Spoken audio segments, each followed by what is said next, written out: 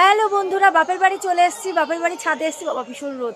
আজকে তোমাদের সাথে শেয়ার করব আমার মা ছাদে কি সুন্দর বাগান করেছে ফুলের গাছ, সেগুলো শেয়ার করবো। তাহলে চলো, স্কিপ করো না প্লিজ। প্রথমেই দেখো এই গাছগুলো না সব তোমার শীতকালে ফুটবে, তার জন্য প্রচুর বাগান করে রেখেছে মা, আরও রেখেছে। আর এগুলো গন্ধরাজ না কি ফুল বলে, ওইগুলোই বলে, এটা জবা। সাদা দোপাটি, দোপাটি অনেক রকমের আছে, এখানে সব বসিয়েছে বলে, সবে ফোঁটা ধরেছে।